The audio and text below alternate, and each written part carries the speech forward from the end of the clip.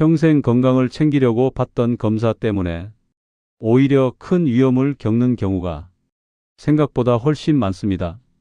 제가 최근에 정말 마음 아픈 장면을 목격했어요. 겉으로는 멀쩡하셨던 한 어르신이 아무 문제도 없던 몸이 단순한 검사 한 번으로 완전히 무너져 버린 겁니다. 그분은 평소에 산책도 잘 다니시고 동네 어르신들과 바둑도 두실 만큼 건강하셨거든요. 그런데 검사 결과 하나 때문에 갑자기 큰 결정을 내리셔야 하는 상황이 됐습니다. 가족들은 모두 당황했고 그분 본인도 하루 종일 잠을 못 이루셨다고 하더라고요.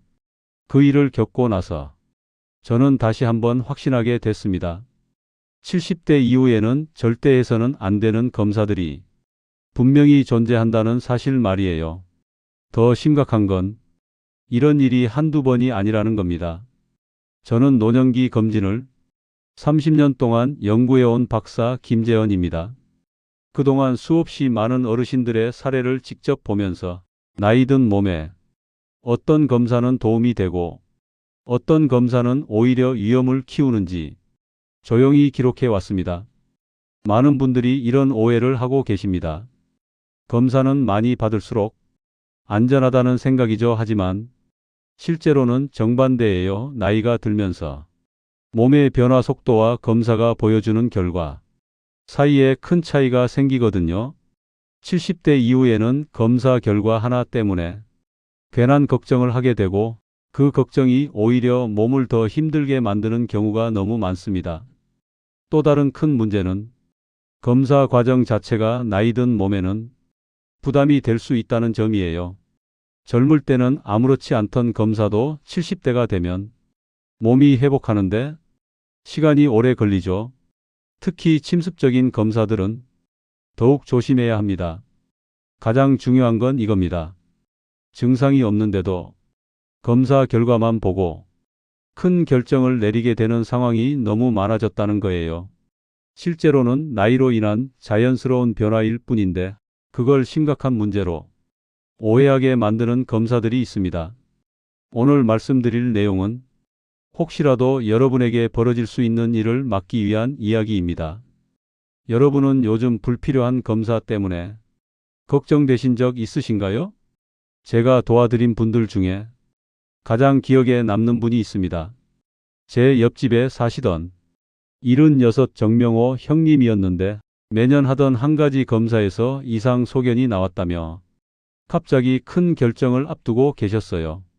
평소에는 등산도 잘 다니시고 동네 마실도 다니실 만큼 건강하셨거든요. 혈압도 정상이고 당뇨도 없으셨고요. 그런데 검사 결과 숫자 하나가 어르신 마음을 단번에 뒤흔들어 놓았습니다. 소변 검사에서 세균이 나왔다는 거였어요. 그 말 한마디에 형님은 밤잠을 못 이루셨다고 하더라고요. 가족들은 당장 약을 써야 한다며 재촉했고 주변 분들도 빨리 치료하라고 말씀하셨대요. 저는 차근차근 이야기를 들었습니다. 그리고 형님께 조심스럽게 여쭤봤어요. 형님, 혹시 통증이 있으셨어요? 없다고 하셨습니다. 소변 볼 때 따끔거림이나 열이 있었냐고 여쭸더니 그것도 아니라고 하셨어요. 평소와 다른 불편함이 있었는지도 물어봤는데 전혀 없으셨다는 겁니다. 그때 제가 형님께 말씀드렸죠. 형님같이 증상이 전혀 없는 경우에는 굳이 서둘 필요가 없다고요. 70대 이후에는 10명 중 4명은 소변에 세균이 있어도 아무 문제 없이 지낸다는 연구 결과도 있다고 설명해 드렸습니다. 형님은 처음에는 의아해 하셨어요. 세균이 있는데 어떻게 그냥 둘 수 있냐고 하시면서요. 하지만 제가 생활 속에서 바꿔야 할 아주 작은 습관 몇 가지를 알려드렸어요. 하루 물 2리터 정도 충분히 마시기, 소변을 참지 않기, 속옷을 면 소재로 바꾸기 같은 간단한 것들 말이에요. 그렇게 한 달 정도 실천하신 뒤에 형님이 환한 얼굴로 찾아오셨습니다. 재검사를 받았는데 모든 수치가 정상으로 나왔다면서 괜히 겁을 먹었던 거라며 웃으시더군요. 그동안 걱정 때문에 잠도 못 자고 스트레스 받았던 시간이 아까웠다고 하시면서요. 또 다른 분 사례도 말씀드릴까? 78 최순희 할머님이셨는데 심전도 검사에서 부정맥이 나왔다며 큰 걱정을 하고 계셨습니다. 평소에는 계단도 잘 오르시고 장보기도 혼자 다니실 만큼 건강하셨거든요. 그런데 검사 결과 하나 때문에 밤마다 가슴이 뛴다며 불안해 하셨어요. 할머님도 자세히 여쭤보니 실제 증상은 전혀 없으셨습니다. 가슴 답답함도 없고 계단 오를 때 숨차는 것도 없고 어지러운 것도 없으셨어요. 다만 검사 결과를 보고 난 뒤부터 계속 신경이 쓰이기 시작한 거였죠. 저는 할머님께 설명해 드렸습니다. 70대 이후에는 심전도에서 이상 소견이 나와도 실제로는 문제가 없는 경우가 열의 9이라고요. 나이가 들면서 심장 박동이 조금씩 변하는 건 자연스러운 현상이라고 말씀드렸어요. 할머님도 처음에는 반신반의하셨습니다. 하지만 제가 권해드린 가벼운 걷기 운동을 꾸준히 하시고 충분한 수면을 취하신 뒤에 3개월 후 재검사를 받으셨어요. 결과는 정상이었고 할머님은 그동안의 걱정이 무색할 정도로 건강하게 지내고 계십니다. 이런 사례들을 보면서 제가 깨달은 건 이겁니다. 나이 든 몸은 젊을 때와는 다른 기준으로 봐야 한다는 거예요. 검사 결과 하나만으로 판단하면 안 되고 실제 증상과 생활의 편안함을 먼저 살펴봐야 합니다. 구독과 좋아요 꼭 눌러주시기 바랍니다. 이런 소중한 정보를 더 많은 분들과 나누고 싶거든요. 그리고 이 영상을 끝까지 보시면 3가지 중요한 걸 얻으실 수 있어요. 첫 번째는 어떤 검사를 피해야 하는지, 명확한 기준을, 두 번째는 검사 대신 무엇을 해야 하는지, 구체적인 방법을, 세 번째는 가족들을 어떻게 설득할지, 실용적인 말을 알게 되실 겁니다. 이렇게 작은 변화만으로도 인생이 완전히 달라질 수 있습니다. 그래서 이제는 나이든 몸을 위험하게 만드는 검사 5가지를 하나씩 자세히 짚어보겠습니다. 지금부터 나이든 몸을 위험하게 만드는 검사 5가지를 차례대로 살펴보겠습니다. 각각이 왜 문제가 되는지, 어떤 상황에서 조심해야 하는지 구체적으로 말씀드릴게요. 첫 번째는 소변 세균 검사 남용입니다. 증상이 전혀 없어도 세균이 있다는 이유만으로 항생제를 복용하게 되는 경우가 정말 많아요. 이게 왜 문제가 되는지 설명해 드릴게요. 국내외 여러 연구기관에서 발표한 자료를 보면 70대 이후에는 10명 중 4명은 소변에 세균이 있어도 아무 문제 없이 지낸다고 나와 있습니다. 미국 감염학회에서도 증상이 없는 고령자의 세균뇨는 치료하지 않는 것을 권고하고 있어요. 제가 상담해 드린 정미라 78세님 사례를 보면 이해가 쉬워집니다. 단순히 소변색이 조금 진해 보인다는 이유로 검사를 받으셨는데 세균이 나왔다며 3번이나 항생제를 드셨어요. 그런데 정작 나중에 실제로 소변이 아플 때는 약이 듣지 않아서 크게 고생하셨습니다. 실천 방법은 간단합니다. 몸에 열이 나지 않고 소변 볼 때 아프지 않으면 하루 물 2리터만 충분히 드시면 돼요. 자연스럽게 세균이 씻겨 나가면서 안정됩니다. 다만 주의할 점은 검사 결과 숫자에만 집중하면 몸이 보내는 진짜 신호를 놓칠 수 있다는 거예요. 여러분도 소변 색만 변해도 바로 걱정되셨던 적 있으시죠? 두 번째는 습관성 심전도 검사입니다. 아픈 곳도 없는데 정기적으로 찍으면 거짓 신호가 나올 확률이 매우 높아요. 특히 70대 이후에는 더욱 그렇습니다. 해외 심장학회 기관에서 발표한 내용을 보면 70대 이후에는 심전도 이상, 소견의 10번 중 9번은 실제 문제가 아닌 결과라고 되어 있어요. 나이가 들면서 심장 정기전도 체계가 조금씩 변하는 건 자연스러운 현상이거든요. 김성호 74세님 경우를 보면 더 명확해집니다. 아무 증상도 없으셨는데 연례 검진에서 부정맥이 나왔다며 추가 검사를 여러 번 받으셨어요. 그 과정에서 스트레스만 엄청나게 받으셨고 결국 모든 검사가 정상으로 나왔습니다. 올바른 판단 기준은 이겁니다. 계단 오르기나 빠른 걸음 걸을 때 가슴이 답답하거나 어지럽지 않으면 굳이 심전도를 찍을 필요가 없어요. 다만 주의할 점은 검사 한 번이 연속적인 추가 검사로 이어질 수 있다는 거예요. 혹시 여러분도 이상 소견이라는 말 듣고 크게 놀라신 적 있으신가요? 세 번째는 허리 MRI 남용입니다. 조금 뻐근한 불편함 때문에 찍으면 나이로 당연히 생기는 변화를 심각한 문제로 오해하게 되는 경우가 너무 많아요. 해외 척추 연구 자료에 따르면 허리 전혀 안 아픈 60대 이후 100명 중 70명에서 디스크 돌출이나 협착 소견이 있었지만 대부분 특별한 치료가 필요하지 않았다고 나와 있습니다. 나이가 들면서 척추가 변하는 건 머리카락이 휘어지는 것만큼 자연스러운 일이거든요. 손은주 76세님 사례가 대표적입니다. MRI 사진에서 보이는 변화 때문에 큰 수술을 고민하셨는데 저는 우선 생활 습관 교정을 권해드렸어요. 3개월 후에는 등산까지 다니실 정도로 좋아지셨습니다. 실천 방법은 이렇습니다. 다리에 힘이 빠지거나 대소변 조절에 문제가 없으면 하루 20분 걷기와 가벼운 허리 스트레칭만으로도 충분히 회복이 가능해요. 다만 MRI 사진은 과거의 모습일 뿐 지금 몸 상태와는 다를 수 있다는 점을 꼭 기억하세요. 허리 때문에 바로 큰 검사를 권유받으신 경험 있으신가요? 네 번째는 전립선 수치 검사 남용입니다. 이건 남성분들에게 해당되는 내용인데요. PSA라는 수치 검사를 통해 매우 천천히 진행되는 자연스러운 변화를 심각한 문제로 착각하게 만드는 경우가 많아요. 70대 이상에서는 이 검사 여부에 따른 생존율에 거의 차이가 없다는 해외 연구 자료가 다수 있습니다. 미국 예방의학 태스크포스에서도 75세 이후에는 이 검사를 권하지 않는다고 발표했어요.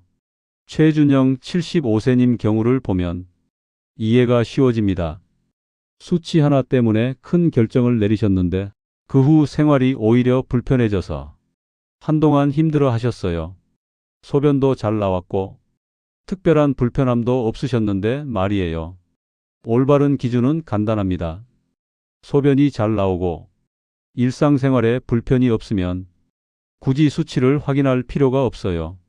삶의 편안함이 숫자보다 훨씬 더 중요하다는 걸 기억하시면 됩니다. 가족 중에 이런 검사를 고민하시는 분 있으신가요? 다섯 번째는 고령대장 검사입니다. 나이가 많을수록 검사 과정에서의 위험이 커지고 발견되는 변화는 대부분 10년 이상 지나야 문제가 되는 것들이에요. 75세 이후에는 검사로 인한 손상이 변화 발견의 이전보다 더 클 수 있다는 해외 소아기학회 발표가 있습니다. 검사 과정 자체가 나이든 몸에는 상당한 부담이 될 수 있거든요. 박순희 83세님은 주변에서 검사를 받으라고 권했지만 충분히 고민한 끝에 받지 않기로 결정하셨어요. 지금도 경로당 활동을 활기차게 하고 계시고 건강하게 잘 지내고 계십니다. 올바른 판단 기준은 이겁니다.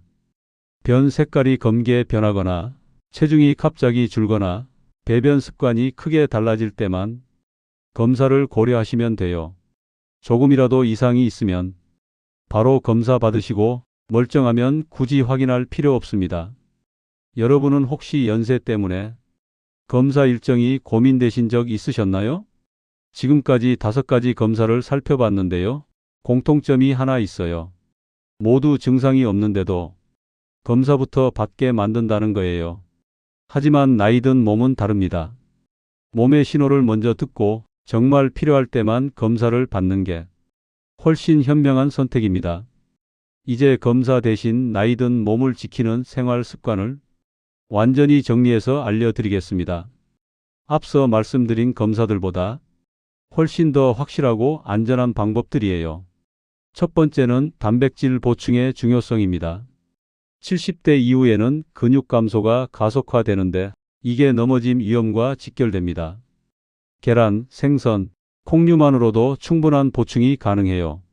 특별한 보충제나 비싼 건강식품 필요 없습니다. 다만 주의할 점이 있어요. 하루 한 번에 몰아서 먹으면 흡수율이 떨어집니다. 나이가 들면서 소화 능력이 예전 같지 않거든요. 아침에는 계란 하나, 점심에는 생선 한 토막, 저녁에는 두부나 콩 반찬 하나씩 나누어 드시면 됩니다. 여러분은 하루에 단백질을 얼마나 챙기고 계신가요? 두 번째는 20분 느린 걷기입니다. 여기서 중요한 건 속도가 아니라 호흡을 편안하게 유지하는 거예요. 말을 할 수 있을 정도의 속도가 딱 적당합니다. 빠르게 걸으려고 하면 오히려 무릎과 발목의 부담만 커져요. 실천 방법은 간단합니다. 동네 한 바퀴 천천히 돌기, 아파트 복도나 실내에서 걷기 등 편한 곳에서 시작하면 돼요. 날씨가 좋지 않으면 집 안에서도 충분히 할 수 있어요. 오늘 20분 걷기 가능하신가요? 세 번째는 앉아 있는 시간 줄이기입니다. 연속으로 1시간 이상 앉아 있으면 혈액순환이 급격히 떨어집니다. 특히 나이가 들면서 혈관 탄력이 줄어들기 때문에 더욱 주의해야 해요. 다만 갑자기 많이 움직이려 하면 오히려 어지러울 수 있으니 조심하세요. 1시간에 한 번씩 자리에서 일어나서 화장실 다녀오기, 물 한 잔 마시기, 창밖 구경하기 정도만 해도 충분합니다. 여러분은 하루에 몇 시간이나 계속 앉아 계신가요? 네 번째는 물 마시기 패턴 관리입니다. 수분이 부족하면 앞서 말씀드린 검사 수치들도 쉽게 흔들립니다. 소변 농도가 진해지고 혈액 점도도 높아지거든요. 하지만 한꺼번에 많이 마시면 소화에 부담이 생길 수 있어요. 나이가 들면서 위 기능이 예전 같지 않으니까요. 아침 기상 후 한 컵, 점심 전후로 한 컵씩, 저녁 식사 전에 한 컵 정도로 나누어 천천히 드시면 됩니다. 하루 물 섭취량 스스로 만족하시나요? 다섯 번째는 사람과의 관계 유지입니다. 이게 생각보다 정말 중요해요. 사회적 교류는 스트레스와 고립감을 줄여서 전체적인 건강을 오래 유지하는 핵심 요소거든요. 다만 무리한 약속이나 모임은 오히려 피로감만 증가시킬 수 있어요. 일주일에 한 번 정도 단 한 사람에게만 안부 전화를 드려도 충분합니다. 가까운 가족이어도 좋고 오랜 친구여도 좋아요. 이번 주에 연락하고 싶은 분이 한 명 정도는 있으시죠? 여섯 번째는 규칙적인 수면 패턴 만들기입니다. 나이가 들면서 잠이 얕아지는 건 자연스러운 변화예요. 하지만 잠드는 시간과 일어나는 시간을 일정하게 유지하는 건 여전히 중요해요. 너무 일찍 잠자리에 들면 새벽에 깨서 다시 잠들기 어려울 수 있어요. 평소보다 30분 정도 늦게 누우시고 침실을 어둡게 유지하세요. 낮잠은 20분을 넘지 않는 게 좋습니다. 밤에 편안히 주무시고 계신가요? 일곱 번째는 간단한 스트레칭입니다. 관절이 굳어지는 걸 막고 균형 감각을 유지하는 데 도움이 됩니다. 복잡한 동작은 필요 없어요. 의자에 앉아서 목 좌우로 천천히 돌리기, 어깨 위아래로 움직이기, 발목 돌리기 정도면 충분합니다. 각 동작을 5번씩만 해도 몸이 훨씬 가벼워지는 걸 느끼실 거예요. 오늘 간단한 스트레칭 해보실 수 있으신가요? 오늘은 70대 이후에 오히려 해가 될 수 있는 검사 5가지와 그 대신 할 수 있는 건강한 생활 습관들을 자세히 살펴봤습니다. 많은 분들이 흔히 하는 오해가 바로 이겁니다. 검사는 많이 받을수록 안전하다는 생각 말이에요.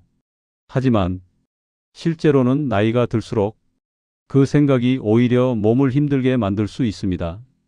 젊을 때는 문제 없던 검사도 70대가 되면 몸이 회복하는데 더 많은 시간이 걸리고 검사 결과를 해석하는 기준도 달라져야 하거든요. 잘못된 건강관리 방향을 먼저 말씀드릴게요.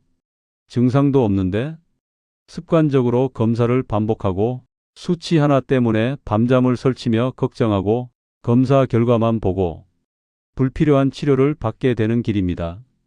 이런 식으로 관리하면 건강해지기는커녕 오히려 스트레스만 쌓이게 돼요. 반대로 제대로 된 건강관리 방향은 이렇습니다. 몸이 보내는 신호를 먼저 주의 깊게 듣고 생활 습관을 우선적으로 개선하고 정말 증상이 있을 때만 필요한 검사를 받는 것이에요. 이렇게 하면 훨씬 더 편안하고 건강한 노년을 보낼 수 있습니다. 오늘부터 당장 실천할 수 있는 3가지 제안을 드릴게요. 첫 번째는 20분 걷기부터 시작하세요.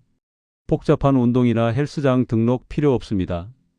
동네 한 바퀴만 천천히 걸어도 충분해요. 이 작은 습관 하나가 여러분이 걱정하는 많은 검사보다 훨씬 확실하고 안전한 건강법입니다. 두 번째는 하루 물 2리터를 나누어 마시기입니다.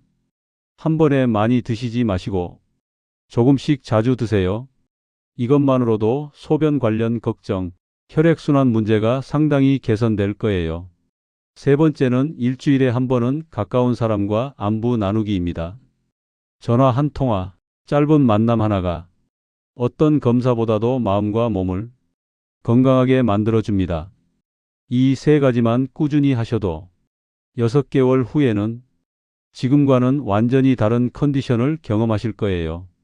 검사 결과에 일희일비하지 않고 몸의 진짜 신호에 집중하게 되실 겁니다.